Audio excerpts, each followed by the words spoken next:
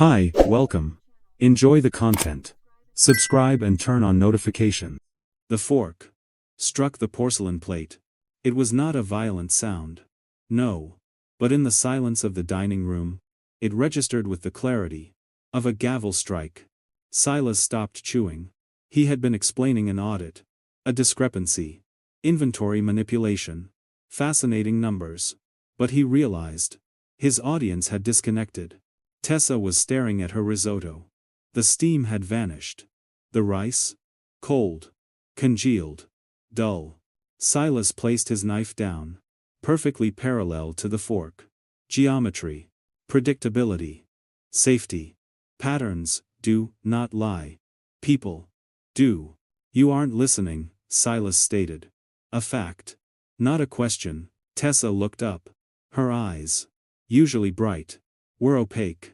I need to say something, she said. Her voice was flat, rehearsed.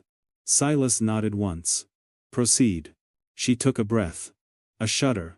I have been reading. About us. About opening the relationship. Silence. Heavy. Physical. Silas did not explode. He did not shout. His heart rate. Steady. His mind shifted. From husband to auditor. He looked at her. Really looked at her. He analyzed the data points. The proposal? An open relationship. The timing? Thursday evening. Low energy. The conclusion? This was not a request. It was a confession. No, Silas said. The word tasted like ash. It's about freedom. Silas, she pleaded. I just want to know that I can breathe. Silas sat perfectly still. He saw the tremble in her lip. Fear? No. Guilt. The logic was irrefutable. One does not ask to open the door unless there is already someone waiting outside. He stood up. He scraped his dinner into the bin. He did not comfort her. Comforting her would validate the error. Instead, he initiated Protocol Zero. He would not scream. He would watch. If she wanted to treat their marriage like an experiment, he would treat it like a crime scene. The following week was defined by a suffocating civility. They moved like ghosts, haunting the same hallway, careful not to touch. Silas Vance. A man of routine. Wake at 6. Run 5 kilometers. Black coffee. He was respected for finding the single error in 1,000 pages. Now, he applied that microscope to his wife. He began the audit on a Tuesday. Observation 1. The phone. Previously, it was on the counter.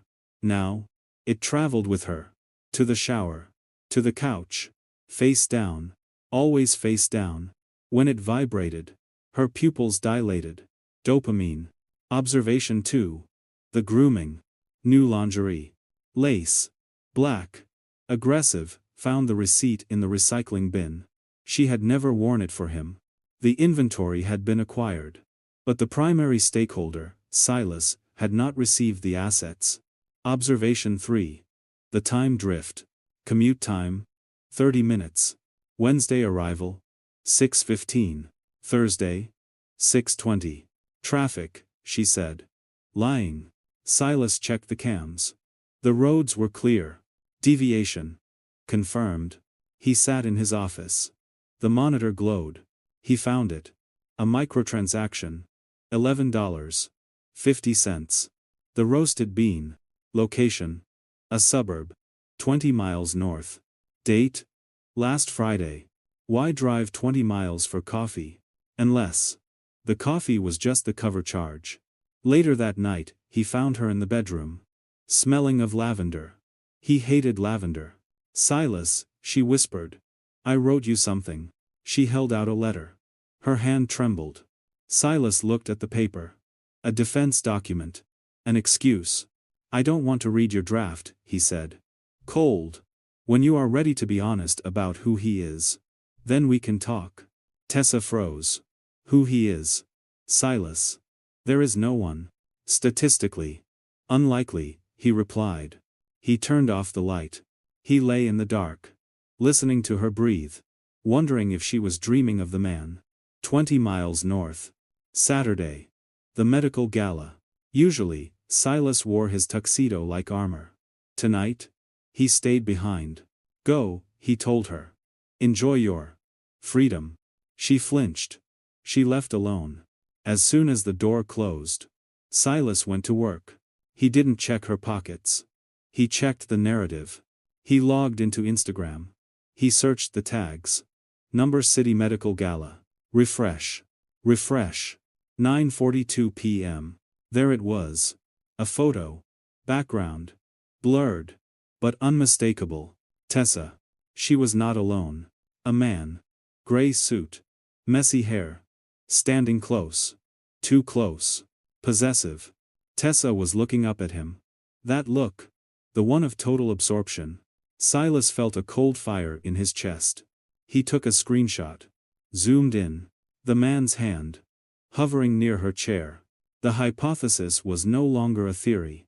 It was a variable. When she came home at midnight, Silas was waiting in the dark. Did you meet anyone? He asked. Voice like sandpaper. No, she said. Just colleagues. Lie. You smell like cedar, Silas observed. I hugged people, Silas. Stop the interrogation.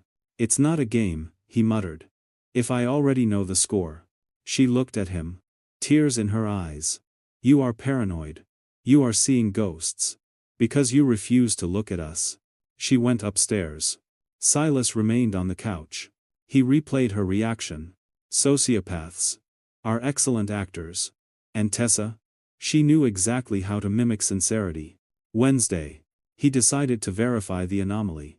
He took the day off. He drove 20 miles north. The suburb was quiet. Too quiet. The roasted bean. He waited. 2 hours.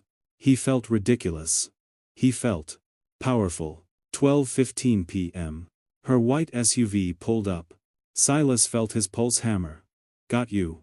She entered the shop. He crossed the street. He peered through the glass reflection. Tessa was at a corner table. She was not alone. Across from her. A man. Not the gray suit. An older man. Maybe 50. Knit sweater. Kind face. Tessa was holding his hands. She was crying. Actually crying. The man passed her a napkin. Tender. Too tender. Then. The folder. He handed her legal papers. She signed. Silas stepped back. A contract? A lease on a love nest? He had seen enough. Multiple men. Secret locations. Emotional intimacy. She was planning an exit. The open relationship was just a strategy to broaden her portfolio. He drove home. Fugue state. He packed a bag. He emptied the safe. Passports. Deeds. When she walked in at 6 p.m., he was ready. I want a divorce, he said. Tessa stopped.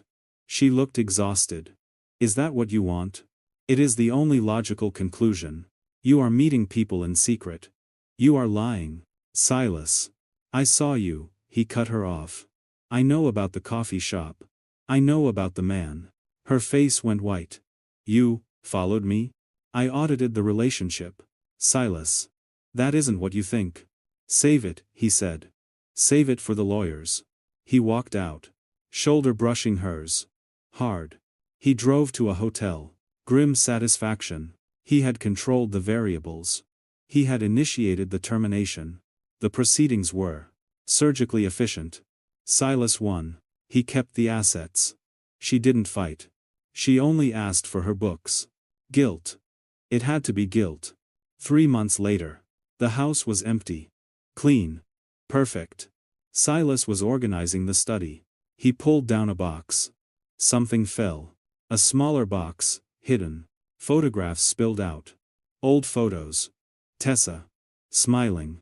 And the man from the coffee shop. The older man. Silas frowned. He turned the photo over. Tessa's handwriting. Dad. 2015. Dad? Her father was dead. Closed casket. 5 years ago. Silas froze.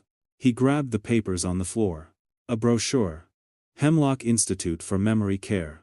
And the letter, the one she tried to give him. The one he refused to read. His hands shook. He unfolded it. Silas. I don't know how to tell you. My father didn't die. My mother lied. He has been in a facility. Early onset Alzheimer's. Silas stopped breathing. I've been going to see him. It's been so hard. He doesn't know me. The man you saw? That was his caseworker. Dr. Evans. I had to sign the papers. Because the money ran out. The room seemed to tilt. I didn't tell you because you judge chaos. I wanted to handle it. But I was drowning. That's why I asked for the open relationship. Not for sex. But because I was grieving. And you were an island I couldn't reach. I wanted to feel something. Other than death. Silas lowered the letter. The dates matched. The timestamps matched. The lover was a ghost. The affair was a daughter. Saying goodbye to her father. Silas sat on the floor. The geometric lines of the room began to warp. File status. Closed. Outcome. Total liquidation. Silas drove to the institute the next day. To verify the data. He passed away last week, the receptionist said. His daughter was with him. Silas nodded. He walked back to his car. The sky was gray. Flat. Unmoving. He sat in the driver's seat. Senior forensic auditor. Never lost a case. But he had used the wrong formula. He looked for malice. He found only pain. He looked for a cheater. He found his own reflection. He typed a message. I know about your father. I read the letter. The cursor blinked. Blink. Blink. Mocking him. He deleted it. The contract was void. Sending it now? Inefficient. Emotional. Pointless.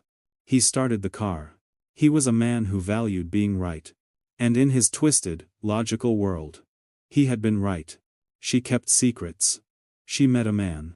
The context? Irrelevant. I was right, he thought. Gripping the wheel. Knuckles white. I followed the evidence. I protected myself. He walked into his house. He locked the door. He engaged the alarm. He ate a cold dinner. Standing over the sink. He was safe. He was secure. He was right. And he had never been more terrified in his life.